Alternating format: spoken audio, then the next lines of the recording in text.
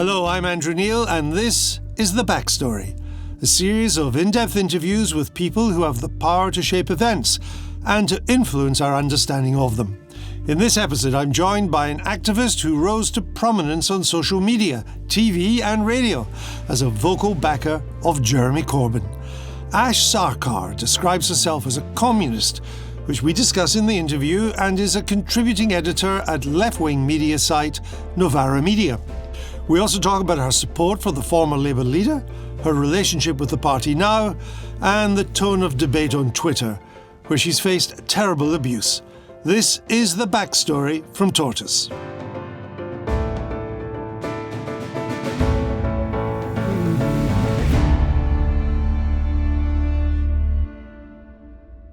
Ash Sarkar, you told Piers Morgan that you were, quote, literally a communist.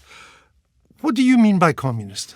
What do I mean by communist? I think that means that everything that we need as humans to survive should be collectively owned, collectively managed, and that we should have access to them on the basis that we have a right to them rather than simply we've been born into a fortunate enough position to be able to afford them. I don't believe that markets are the most efficient method of distributing resources. And I think that one way in which we see that is with the climate crisis. And I think collective stewardship, particularly in this age of climate crisis, to me, it looks like our way out. Very few people opt to be communists these days. Why have you? What's propelled you in this direction? Who propelled you? Who propelled me? I suppose it started when I read Black Skins, White Masks by Frantz Fanon. It was a book that my mum gave me, and she gave it to me because she wanted me to be able to understand life as a person of colour. And as you read Fanon, there are words like lumpen proletariat, and I didn't know where it came from. So I then got my hands on a copy of the Communist Manifesto. And I was a teenager at this time, so I must have been like 13, 14. And the impact that the Communist Manifesto had on me was exactly the one that Marx and Engels intended. It's this phenomenally rousing text. You know, it's very gothic, it's very dramatic. And I was like, my God, this makes a lot of sense. And then I got to uni and I started thinking about it, not just in an emotional way, but in a more rational way. And it made sense for me of why democracies are so weak in the face of capital, why our media is the way it is. This idea of base and superstructure I found really compelling as an analysis. And yeah, it made sense to me on both an emotional level and as a way of making sense of the world I lived in. It makes you, though, an outlier to have these views. Why now do so few people follow the route you have? Well, the reason why so few people follow the route that I have is because communism was largely defeated by the time you get to the 1990s. One, you've got communist parties across the world either being massacred or discredited or forcibly broken up. Two, you've got the fall of the Soviet Union. Of course, that's a huge deal. And what you're left with are these sort of, rump authoritarian states where it wouldn't be very nice to live. The exception, of course, being China, which is a sort of, state capitalist bureaucracy in its own way. And so the utopianism and the romance of communism really, was diminished by that. And in terms of being an outlier, I really don't mind that. I think it would be very boring if everyone just had to judge their opinions according to where they think the crowd is. So am I right in assuming from what you've said that you consider yourself a Marxist? Would I consider myself a Marxist? In lots of ways, yes, but I think there's sometimes a tendency to look at Marx as something of a prophet, and you have to adhere to the revealed word of Marx and not think about the thinkers who took his work forward. Like I said, Frantz Fanon is, of course, really important to me because he takes this idea of the lumpen proletariat, looks at it through the lens of colonialism. Gramsci, for me, is really important of how you make sense of what goes on in Western liberal democracies. Stuart Hall, then, for the cultural component. The British philosopher. Yeah, the British cultural thinker.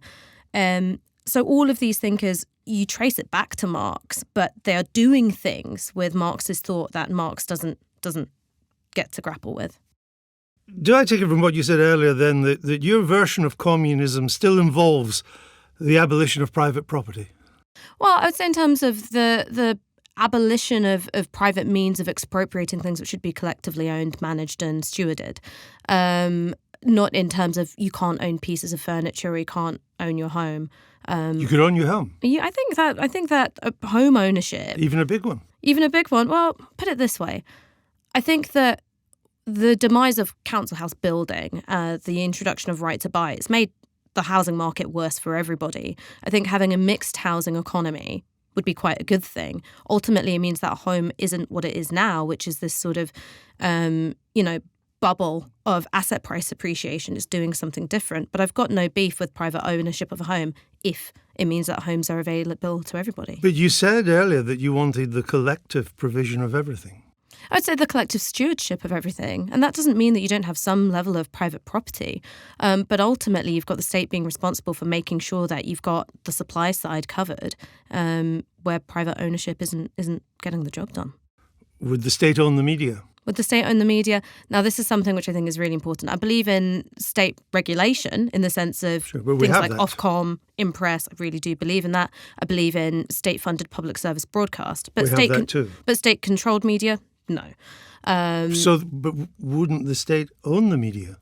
Not necessarily, no. I mean, you do have models of communism where you've got rooms for things like cooperatives, right? And Novara Media, for instance, we're effectively a co-op. We've got a flat pay structure. If the, media organisation goes bust tomorrow, it's not, the two directors who get everything. But you have that in a capitalist society. We have that in a capitalist society. Where is there a Novara in a communist society? Well, hopefully you'll see in 20 or 30 years. But where has there been? Well, the thing is that you have had, obviously not in, Soviet Russia where you have an incredibly tightly controlled media environment, but you have had in, of course, Catalonia, you had a hugely radical independent press as well during the Spanish Civil War. You had some really interesting experiments with radical left-wing and in some ways hostile to the communist governance at the time in Bologna. You had the autonomous media, which is what we're modelled on. I'm not looking for top-down state control of everything. What I'm looking for is collective custodianship, which does involve things like cooperative ownership. I would be very uncomfortable with the state owning or controlling all media. But I also, and I think this is the, reverse back to you Uno card. I don't think in an environment where you've got over 3/4 of the newspaper circulation being controlled by 4 billionaire families that we do have a free press. I think in some ways we've got an entirely constrained and restricted press. To get to where you want to be with your kind of communism, do we have to go through the dictatorship of the proletariat? I'm going to be honest with you, I don't know. I go through this. We might. I go through this all the time where I think about democracy versus command and control, because I do believe there is something inherently emancipatory about the democratic process, democratic freedoms. That's where very much, I'm not a Leninist and I'm certainly not a Stalinist and I'm not a Trotskyist. I believe that the democratic process is important. But how you form that counterweight to capital and how you deal with the brute force of the capitalist state. I mean, this is, of course, stuff that Gramsci thinks about at length and is working through in the prison notebooks. My answer to that is a big old I don't know.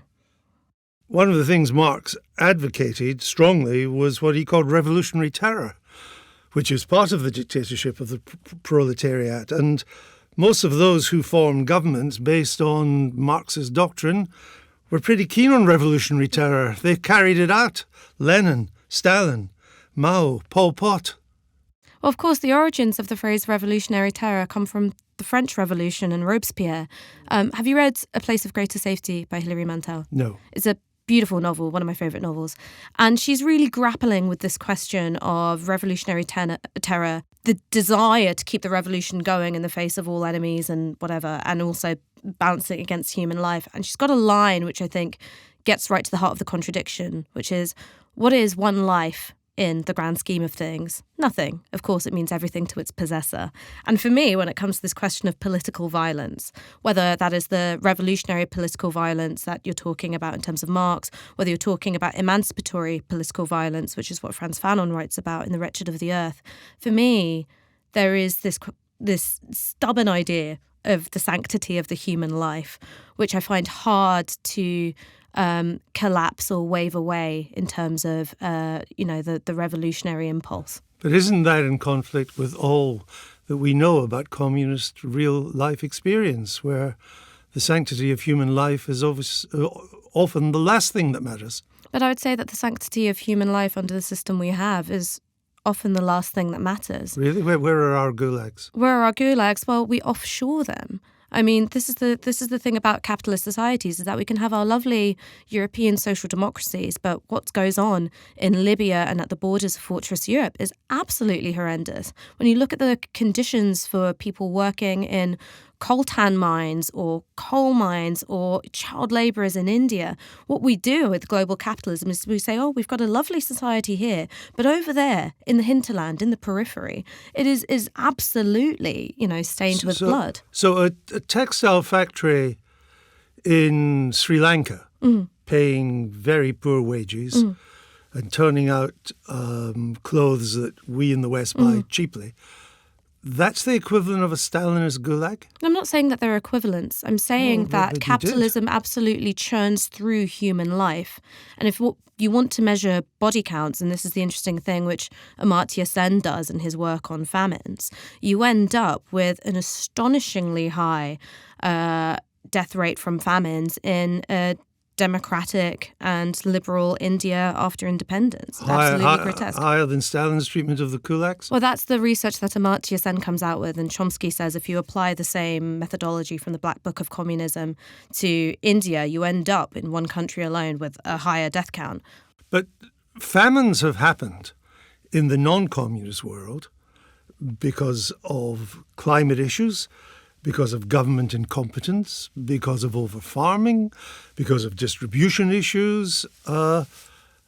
Famines have happened in communist regimes through direct, intentional economic policy. But I think if you were, again, Isn't that true? Look at the colonial era, yes, but I would also say the same has happened in the non-communist world. If you talk to somebody from Ireland and you talk about the Great Hunger, they would say this was an intentional British policy. That's if you talk not to true. If you talk to people But it's not true. about the Bengal famine, well, yes, you had the turning away of certain grain ships. You only had relief coming in towards the end. There's two different issues here. The causes of the potato famine in the 1840s and the British government's response to it, which everyone agrees was wholly inadequate.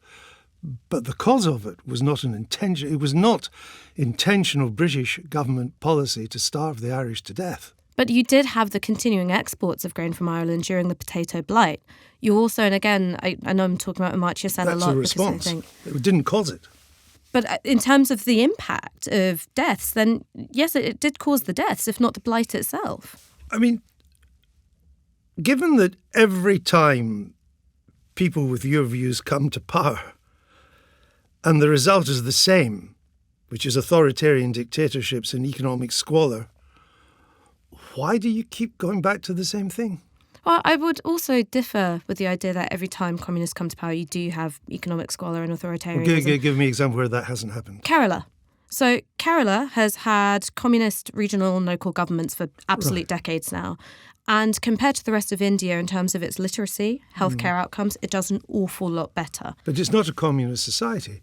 But it's communist governments. But yeah, I understand that. Well, Bologna has had communist governments, but it's not a communist city. Well, no, Bologna, I'd also say if you go back to the origins of Novara Media, we're very much against that tradition of... I understand that, but there's a world of difference between local government being run by communists within a capitalist or a non-communist nation state and a communist nation state which controls all the levers of power. Now, when that has happened, where's the success story?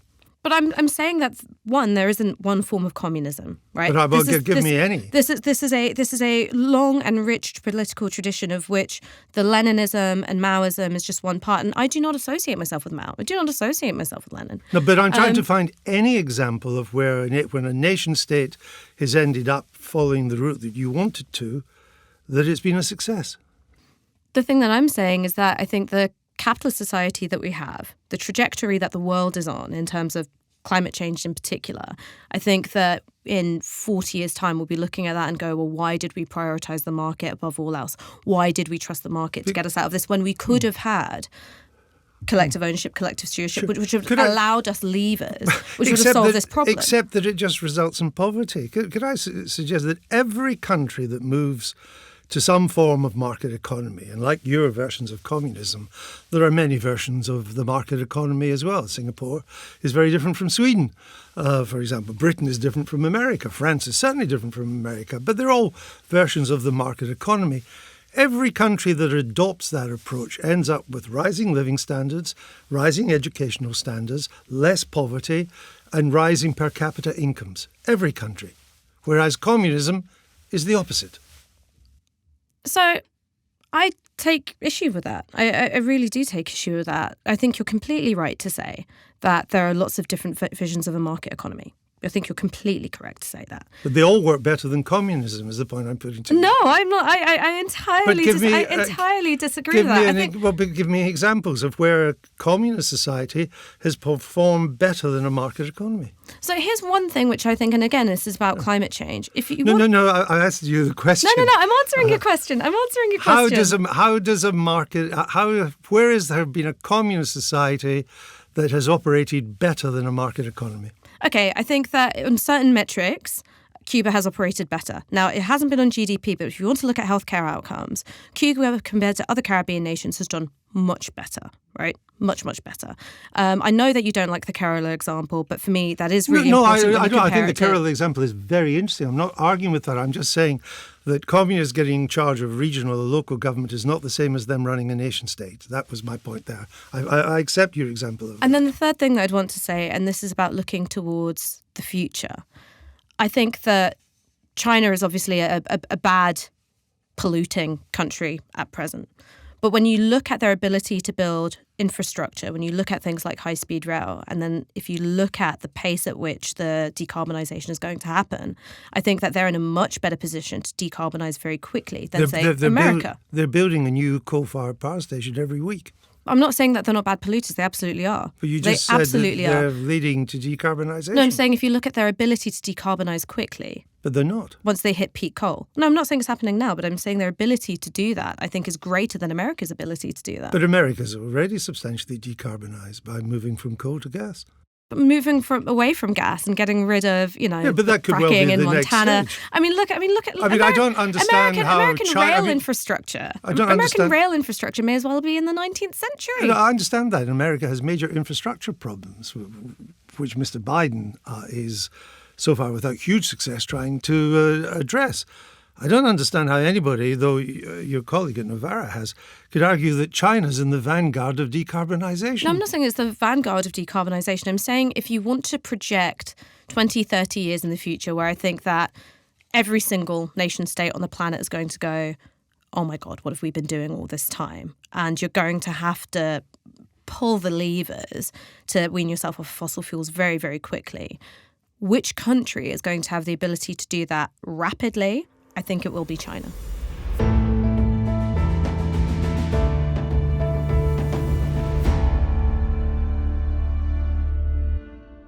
You weren't a member of the Labour Party, but you were part of the campaign which won Jeremy Corbyn the Labour leadership.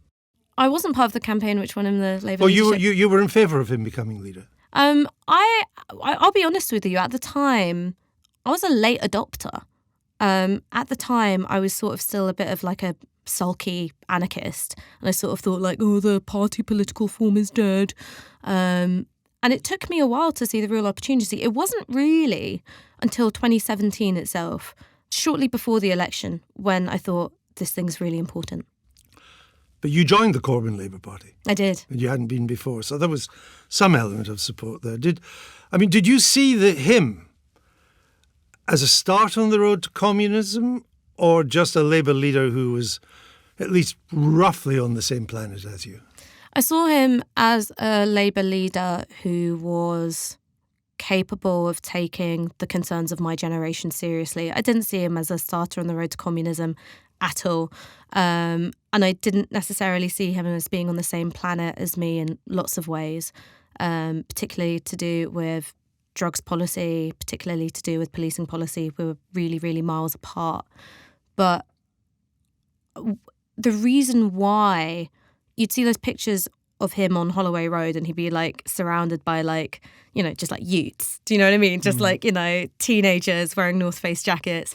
It's because he was speaking to their material conditions. And even though I am, at heart, a kind of, disappointed utopian, you can't help but be moved by that. And that was what got me to join the party. If Labour was going to choose a leader more to the left than traditional, was he the right left-winger to choose? I don't know. I mean, because then you get into these counterfactuals where you could pick a different MP, for example, John McDonnell, and he would never have gotten to the ballot because am I allowed to curse on this? A little bit, yes. All right. He'd pissed off everybody in the party. That's quite mild. Including everyone in, the Socialist campaign group as well. So I think that it could have only been Corbyn because of the unique set of circumstances that were there. And, I've said this before, but Corbyn's greatest strengths were also his greatest weaknesses. He couldn't be anyone other than himself. And people were drawn to him because of that. But it also meant that when you had to be adaptive and reactive and responsive and to respond to things that maybe you think are unfair, he wasn't well placed to do any of those things. Was there a time when you thought he could be Prime Minister? Yeah. When was that? It was in the, final run-up to the 2017 election. I thought this could happen. Oh, you thought he might have won in 2017? I thought this really could happen. Helped by the quality of Theresa May's campaign. Well, people say that a lot, but she added a lot to the Tories' vote share. It just wasn't distributed She lost properly. A lot to the Tory parliamentary representation. She lost in seats, and that's because it was a crap campaign. But that was my point. And these are these were the warning signs for Corbyn, really, which is you looked at where she was stacking up votes. That was the crumbling red wall. But no, I thought it's almost painful to remember it because I just think, oh, what could have been. If he'd become Prime Minister, what do you think Britain's response to Russia's invasion of Ukraine would have been? I think that in some ways it wouldn't have been that different. I think that he would have sent weapons from day one? Not from day one. I think it would have been later down the line, but I think he would have sent done heavy armour. I think that his NATO skepticism would have been tempered by the nature of being in government. He would have encouraged Finland and Sweden to join NATO? I don't think it would have encouraged Finland or Sweden to join NATO, but then again, I don't think many of us would have thought that would be where we end up right, from the beginning. I thought no, but the British government has encouraged. I mean, they've been in the vanguard of encouraging these two Scandinavian countries to join. I mean, even not in power, Mr. Corbyn hasn't been able to bring himself to say one kind word about President Zelensky. Has he not? I mean, I've not been keeping up with his interviews, if I'm honest with you. I really haven't been. He's attacked. He said he was against the invasion, but who isn't against the invasion? He said, I don't know him, so I can't speak to him. Exactly. I think that's a very Corbyn thing, which is, there's an answer which is politic, and then there's the one that he wants to give, and he gives the one that he wants to give. It's pretty hard to argue that our response would have been the same. I genuinely... Or anything like. I genuinely think that in power, when you're confronted with the day-to-day decisions of the deteriorating situation on the Ukrainian border, the scale of the Russian invasion, the devastation in Bucha and Mariupol, I think that ultimately the response would have been similar, in the same ballpark, purely because that's what the situation demands. And yet he's been almost entirely silent about it. I'm not his spokesperson. I don't know I understand why. that, but you did want him to be Prime Minister. I did want him to be Prime Minister. And you thought he could be. So that's why I'm asking you. The Labour left has taken control of the party twice in the past 70 years. Both times it's taken Labour to catastrophic defeats. Isn't it time to learn that lesson? Well, this question I would pose back is, in Tony Blair's 3 back-to-back election victories, the 1997 landslide, how many of those policy decisions are still with us, right? Sure Start got gutted. The sort of Blairite social settlement, of which was, a kind of like little bit more social democratic Thatcherism, that's all gone. And so I'm not saying that I'm a particularly adept political strategist, because I don't think I am. But what I would say to the sort of, moderate or right wing of the Labour Party is, why haven't you been able to entrench any of your social programme? Why was it so easy to wipe away? The minimum wage is still there. Minimum wage is still there. The huge increases in spending in schools and hospitals that happened under Blair But now Brown, look at what's happened to per pupil funding. What's happened to the NHS. And one of the things which I think now interest rates are going up has been unforgivable. But that's because you haven't won elections. But no, in terms of what was happening under Blair, it's not like you had a massive council house building programme. It's not as if you had an attempt to do Margaret Thatcher, I think, is, along with Clement Attlee, the two most visionary prime ministers that we've ever had. Well, they were the two most transformative peacetime prime ministers. And in the same way, we are still living with remnants of Attlee's Britain. I think we are living in Thatcher's Britain in a huge way. Well, we have the welfare state. Right, we have the welfare state. And we have the NHS. What's left of it? We spend almost 200 billion a year on it, so there's a fair bit left of it. What Thatcher understood, and this is what Blair didn't understand, and this is what I think Corbyn was trying to do. She famously said, economics is the method, the object is to change the soul. She created an economic environment which pumped out Tory voters, all right? That was what Right to Buy was about. That's what the attacks on the unions were about, the demise of heavy industry. It pumped out Tory voters. Blair, with his back-to-back election victories, didn't do that, right? He didn't create those kind of economic machines which create Labour voters. And I genuinely believe that if even just a bit of that 2017 manifesto, so the commitments on council housing, education spending, empowering trade unions again, I think if those things had happened, I think they would have been comparable, perhaps not on the scale, but comparable on the same planet as the scale of Thatcher's changes, which meant we would have been with them for a really long time. But voters aren't forever. Political parties don't get to own voters forever. And although Blair did create a huge coalition to produce two landslides plus a comfortable victory third time, and Thatcher did reconfigure the way people voted during her time, millions of people who voted for Margaret Thatcher voted for Tony Blair. And that's because, Tony Blair, if you're my honest opinion, I don't think it's a coincidence that, the first Labour leader in decades also happened, to end up being the godfather to one of Rupert Murdoch's children, right? He had to make a deal with an incredibly right-wing media landscape. Before that, when you had Labour prime ministers, it was when the Daily Mirror was the biggest selling newspaper in this country. The media environment was totally different. Made a bit of a deal with the devil. He says, look, don't go for us too hard. There are certain things we're not going to touch, and it's not going to be hugely different to when the Conservatives were in power. And they go, okay, that's what we're going to do. I'm not saying that parties own voters, far from it. I'm saying that a party which is serious about its longevity and its legacy understands that the policies that you introduce have to, produce the electorate that is most conducive to you winning power again. And I think that Tony Blair, for all of his vision and his strategy, didn't do that. Is there a parliamentary route to your kind of communism? Probably not.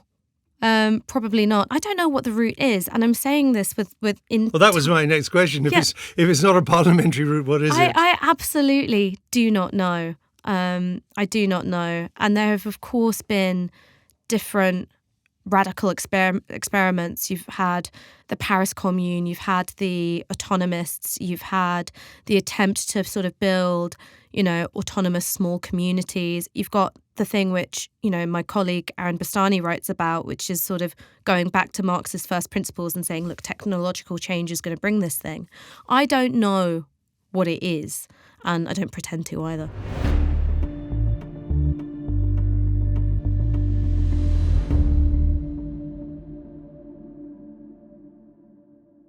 You're with Novara, the website of, how would I describe it? Left-wing activism? I mean, it's journalism with a purpose. It's journalism that you hope will change things. So is the Daily Mail.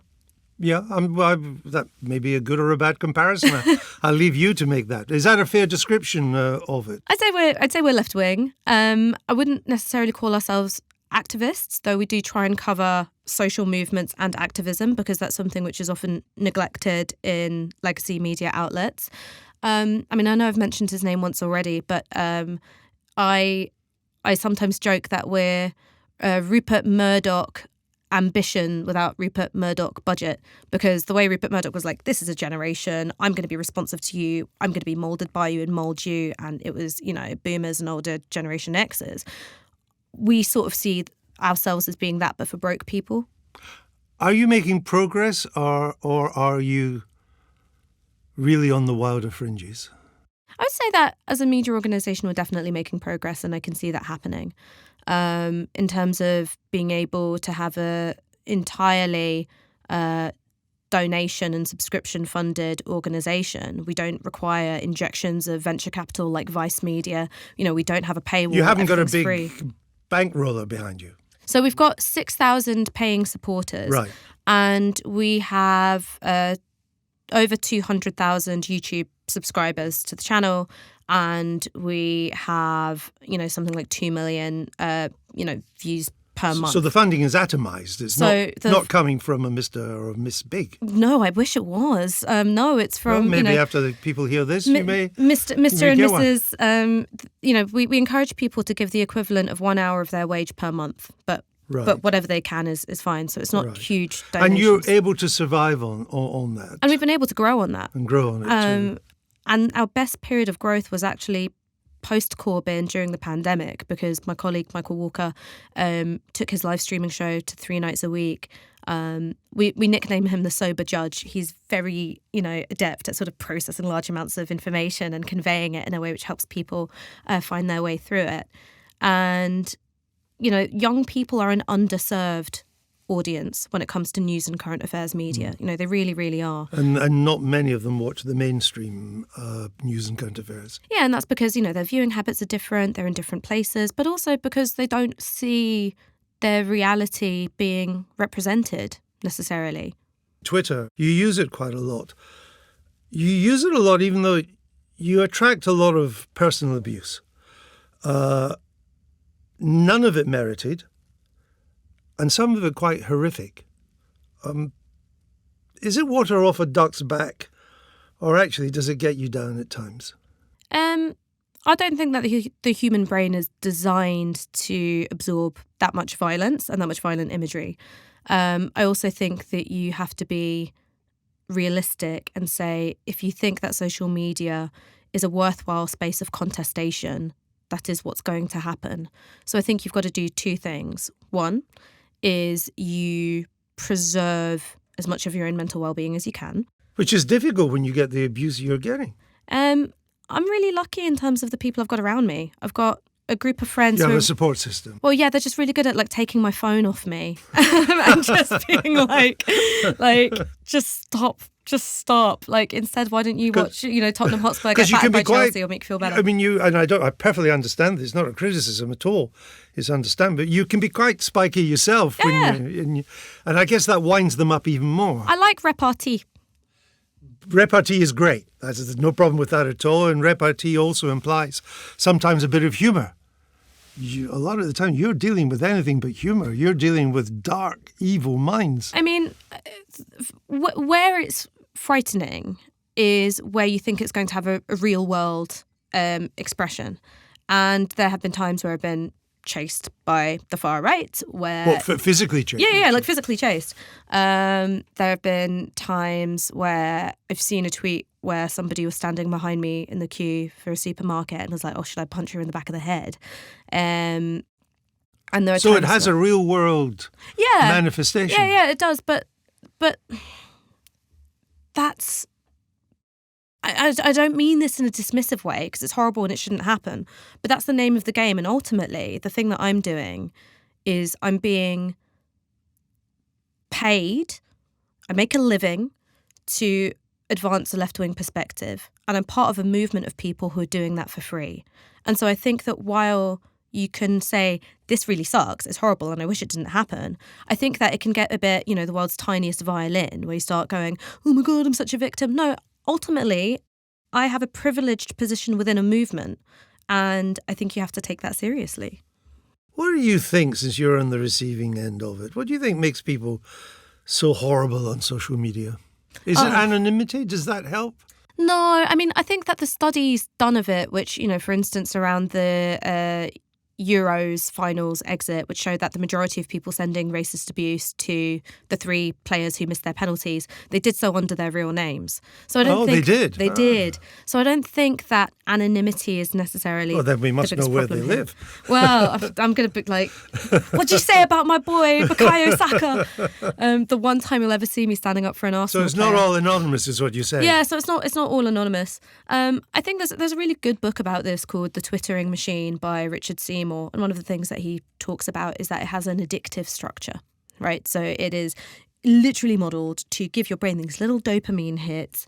It fosters a neurotic attachment, and all of us are in some way involved in it. And I use all of us quite deliberately because while me and you might not be the most, egregious abusers of Twitter crack, we are also addicts who are trying to distance ourselves from the worst part. But it can also drag you down in the sense that when, and I think you're of the same frame of mind, that if someone is really egregiously rude to you or unpleasant, you are of a mind just to whack them back.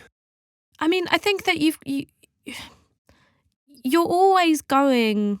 I mean, it's almost like the same rules as a fist fight, right? Whoever wins a fist fight is whoever's got the greatest capacity for violence, right? And who doesn't care how much they're getting hurt as long as they're hurting the other person. And ultimately, in a Twitter slanging match, that's the rule as well. And so you've got to have a cutoff in your own head of how far you're going to go. Because it's a fight you can't win. Right, because it's a fight that you're not willing to win. Yes. Right, and I think that's a different thing. For me, I think repartee is one thing. I really like having a clap back, and it's because I grew up listening to pirate radio. So pirate radio, it was all about clashing and having the last word and saying something witty. And I'm just like, I can't help it. I want to do this thing again. But you ultimately have to draw a line. You go like, this isn't an argument which anyone is going to win in a meaningful sense. Ultimately, whoever will prevail is the person who's able to inflict the most damage to the other because they don't mind how much they're damaging themselves. And what next for Ash Sarkar? A nap. You mean after this interview? Oh my God! Yeah, a Valium, please. You are you are hugely active. You have a strong view of the way the world should be. You promote that view with an articulate way of doing it. But you are in the political wilderness. Are you content to stay there? I think that my job has changed. And I'm glad that it has changed. I think between 2017 and 2019, because I really wanted this thing to happen, right? I wanted council housing. I wanted an end to homelessness. I wanted to stop seeing the food bank that's around the corner from my house. I wanted to stop seeing that queue get longer every day. That I thought my job was just like, oh my God, get this thing over the line. And now there isn't a project of that nature. And now I think what my job is, and in some ways I'm really grateful that I have the opportunity to do so, is just take a step back and go, okay, so what's really going on? So I'm working on a book at the moment and it's called Minority Rule. And it's looking at how culture wars are an outgrowth of what's happened to media over the last 40 years, what's happened to class composition over the last 40 years, and then going, so what's going on behind that? What actually is going on with class? What actually is going on with the economic settlement which shapes our society? And it's a luxury to be able to do that. It's a luxury to be able to go, I am going to just step back and do a vibe check of British politics and society. And I think that that's my job. Afterwards, I don't know. I'm really bad at making future plans and sticking to them. I just sort of see where I end up and go, okay. Hi, Sarkar. Thank you for being with us today. Thanks for having me.